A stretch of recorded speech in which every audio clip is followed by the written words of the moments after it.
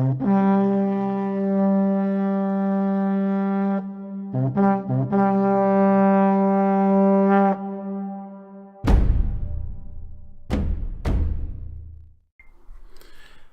War Gamers, it's good to be back, and I'm glad that you all can join me in this one. Okay, so I know I've been off for a little while, mostly because I've been working on my models, and yes, I really kind of at least I've finally set up an area somewhere in my house where I can actually paint and organize my models, because you really need to know how to organize your models when it comes so that you can know what army, like how many of a specific unit that you have, and so you're not doubling up on a specific unit, and you're trying to kind of diversify your weapons and see, okay, do I need more gray hunters, do I need more blood claws, do I need another 5 models of swift claws or another 5 models of sky claws.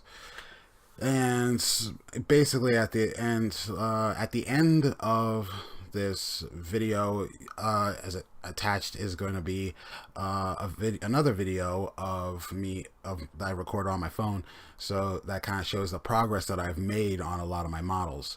Now, I have to let you know that I haven't really finished on the flesh. I haven't even started on flesh colors.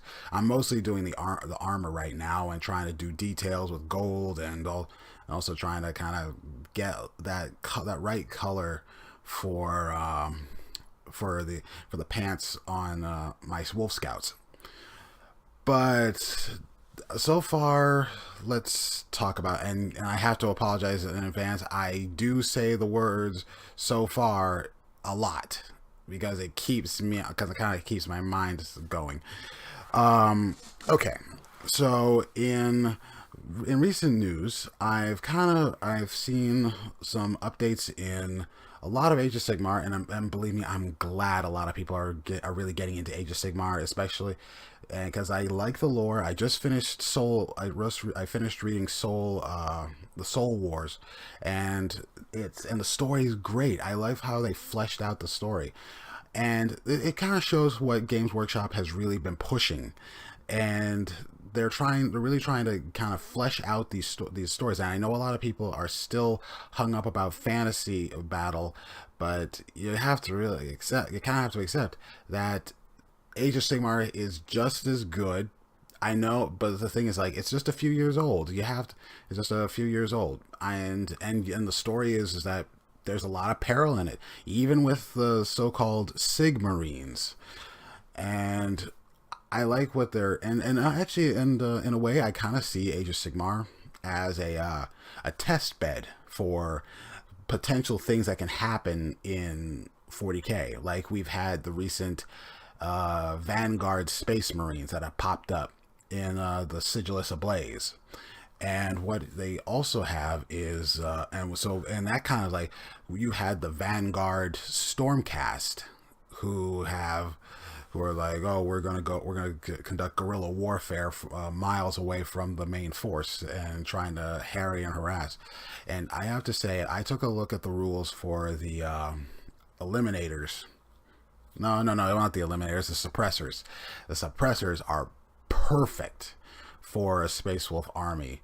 Like, have two units of those, use keen senses on them, and they can fire full ballistic skill at enemies. And you've got, like, maybe a couple of units of Wolfen or Blood Claws, and your opponent can't Overwatch. It's a great power to have, and you just don't want to let that go. Another thing is that I was talking with the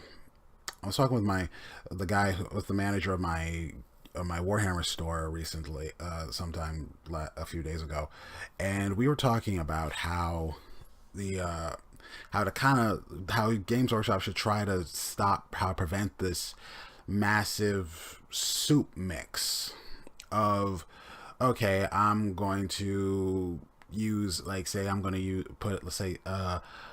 use Imperial Guard, like a small like a unit of middle guard with a commander. We were talking about this was a hypothetical, and you have an entire army of blood angels or space wolves, and and what you do is you're trying to load up as much on command points, which is completely broken. And I think they fixed that. Yes, they fixed that issue in. I think they fixed that issue recently.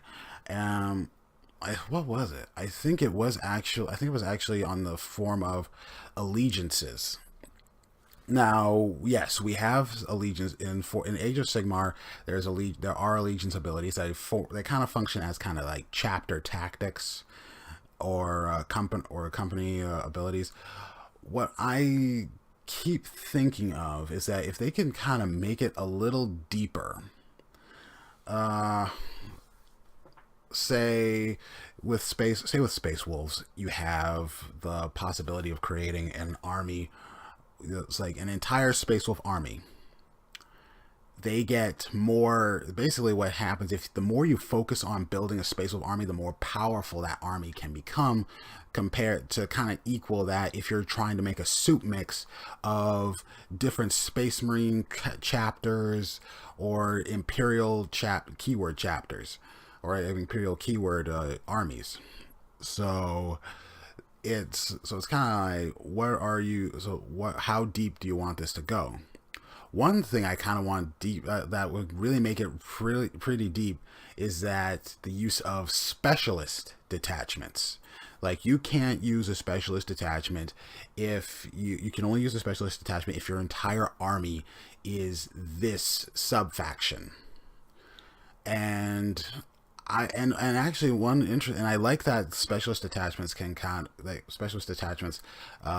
require you to pay command points to activate. But I feel that an interesting thing was it. I I want them because basically in in the Vigilus campaign, they introduce specialist detachments that engage in this campaign. But I want them to try. But I want GWs to try to make it so that in the future Codex releases, they introduce specialist detachments that represent special forces that are locally seen in the army itself, like the great companies of the Space Wolf great companies, the Death Company, more to it for Blood Angels, the Dark Angels Inner Circle, or the Deathwing Terminators. And you can, and this what this does is not just gives you access to special command what am I saying, stratagems, but also kind of like these guys have special, not just stratagems and relics and warlord traits. What they also need are maybe a couple special rules. Now, I don't want them to be overpowered because we know what happened when 7th edition was around. And yes, I reference 7th edition a lot because, well, for one thing, it was okay. Then over time, you needed 4 books to play an army of maybe 1,500 points. And what should try to do is kind of make it so that you have multiple specialist attachments. They're fluffy, they're powerful. But you can only have one. You can only have one. They'll cost you command points. So it depends. Like, okay, I would say, okay, one command point to create this specialist attachment, another command point to another command point to use the special rules on it. Because I'm thinking like, okay, you know what? Maybe the Champions of Fenris. I know a lot of people loved the Champions of Fenris, and the thing is that there's a high possibility that you could break that, but it would result in more fluff, organized armies instead. And you're seeing, because right now you're seeing a lot of soup mix armies in tournaments, and you're hearing people complain, oh, I went up against this guy. Basically he took this minimal army, and yet he used this minimal army just to get command points, and he used this, or he just focused so much on overwhelming me and with firepower. And I know a lot of people are pretty annoyed because Thunderwolf cavalry are not as strong as they used to be. I mean, I'm hearing people getting more interested in Thunderwolf cavalry because they're seeing that they can work in a certain way now, and I believe them, because I'm taking kind of a page from the Age of Sigmar Extremist Chamber book that's talking about how, okay, you have the Lightning Echelon and the Thunderwave Echelon, and I feel I've covered this before, but it's the idea where you use Fenrisian, a couple of units of Fenrisian wolves, or one full Fenrisian wolf pack, and you have one Thunderwolf cavalry unit with axes and swords, and you use them to kind of go into the fight, and you have two smaller packs of Thunderwolf cavalry, and they'll follow in. Now I've been running that thought in my head for quite some time, and unfortunately I don't have the models for it, but I'm just attempting to get them. But it just shows how much you can work with, and I kind of want the Death Wolves again. It's not just that it's with Thunderwolf cavalry, but you want to create something that you can really tailor your army to, and make it kind of like, okay, I'm gonna represent the Black Mains, and I know with the Black Mains you guys want drop pods to be good again, and we all want drop pods to be good again. I used to love playing drop pods, and I'm hearing, and it's like, okay, drops has to be 9 inches away. The gun, although the storm bolter can fire 4 shots at full range and ballistic skill when it lands. So I don't know what people are complaining about, and I think that Primaris need to kind of take a little bit of a break. I don't know. Sometimes with Primaris it kind of annoys me a little, because I feel like I'm being forced to abandon my current army for the flavor of the month, and I kind of want there to be some sort of peril when it comes to Primaris, or something to kind of make standard Marines a little better. Although I have been hearing that people who mostly run Grey Hunters, they don't run as many Intercessors or many Hellblasters as other people would suggest, because and they say they're actually doing very well. Because the thing is that Grey Hunters are a very well-rounded unit. I find Blood Claws effective. I find Long Fangs good. Primaris basically to me are an addition, not a replacement. And people have to accept that these guys are not meant to replace your models. And GW has basically said that these are not to replace your army. They are to enhance it a little bit. So you can use your standard tactical Marines, your Vanguard, your Stern Guard. You just have to really expand your horizon to see what do you want to use. And if like, okay, I want to keep my standard guys, I got to figure out a strategy how to keep them to make them remain effective. So what will you do? That's up to you. So anyway, that's all. That's what I've been wanting to say. And yes, I'm sorry I have finally popped the cork on this one. So I hope you all have a good day. And also, if anyone's noticing, happy past Easter. And have a good day.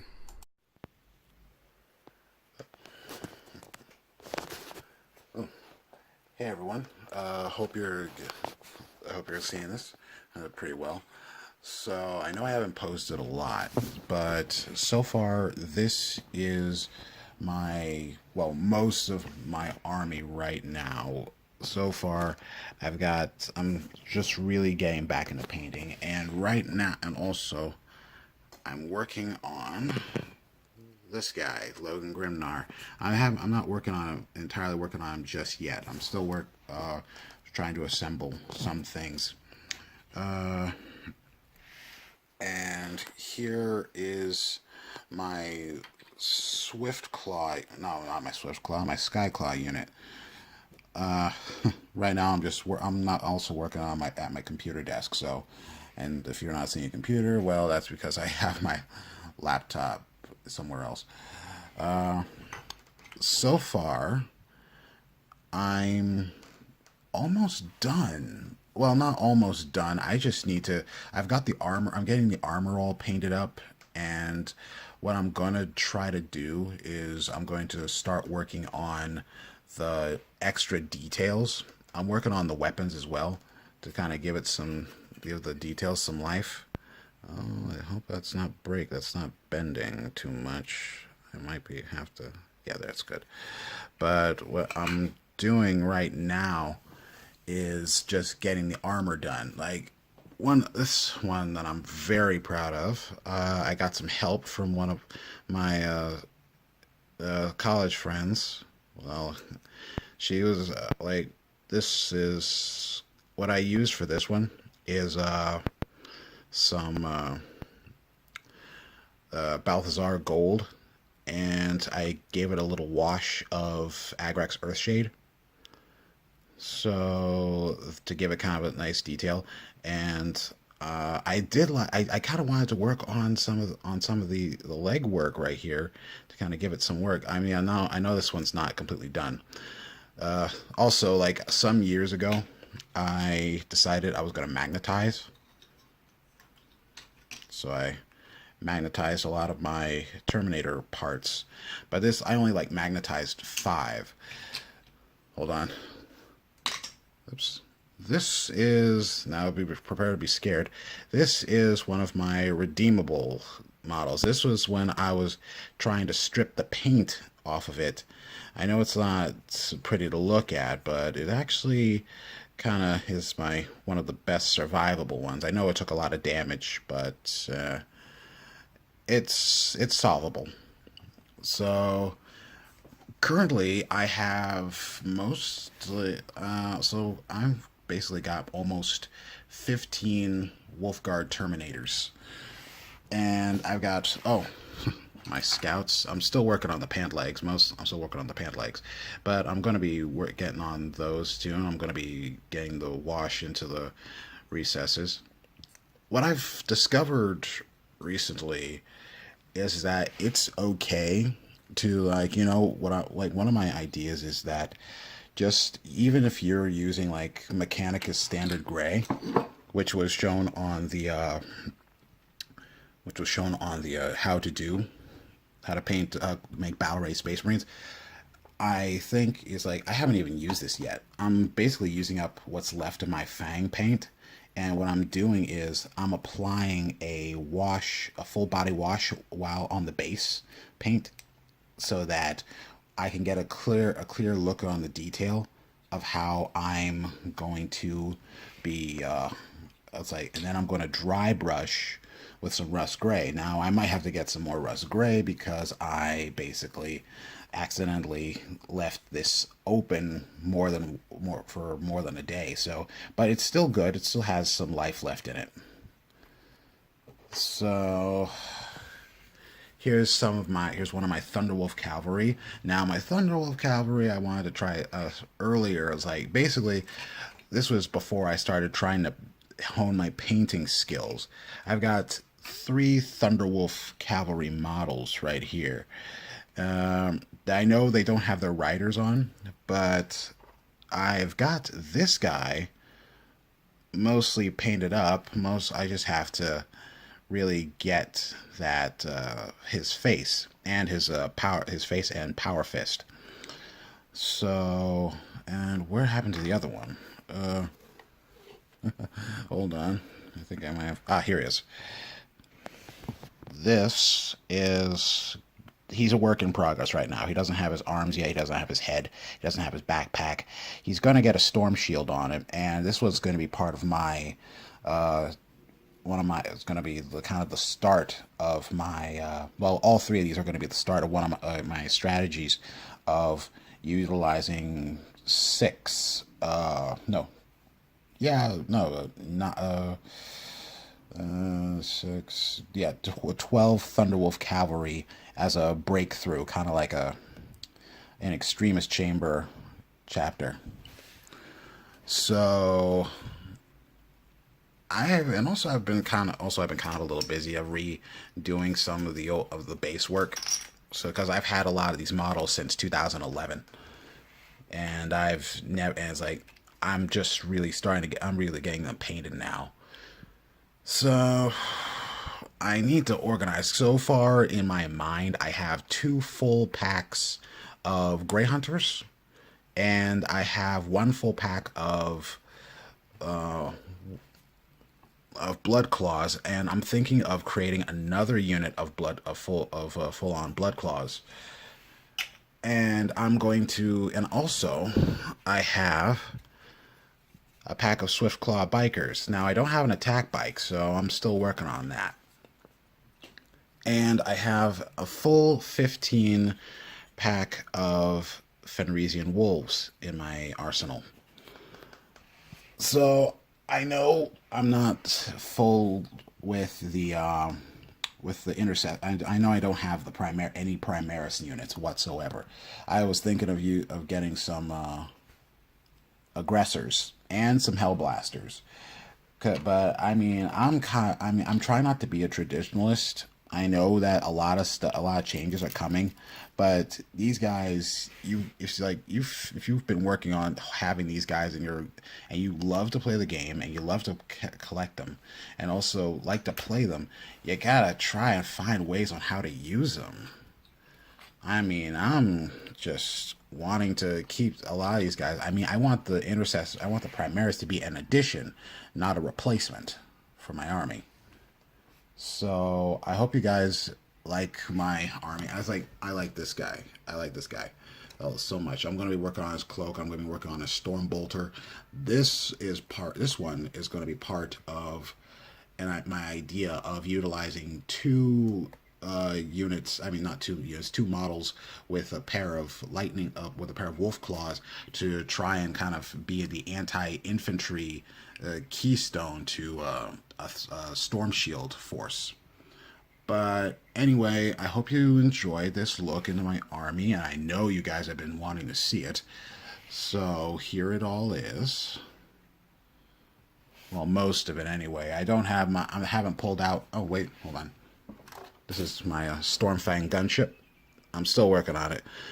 I'm giving it a bit of a body wash, and then I'm just going to dry brush with some rust gray to kind of give it some and I'm trying to get a blasted new canopy. I have 1 canopy and I have a storm wolf, but the other top canopy right here, I mean, because basically what I'm not going to do is I'm not going to do the guy inside. I just want to kind of, what I'm going to do is I'm just going to prime the canopy and put the thing on. Now, if I just have to find a replacement. I really wish GW kind of did replacements for fragile bits like that canopy, because it broke while it was in my bag. I know it was a very stupid idea to have it in my bag, but it's just, I really wish that they could have like a system where you can replace very important bits like that.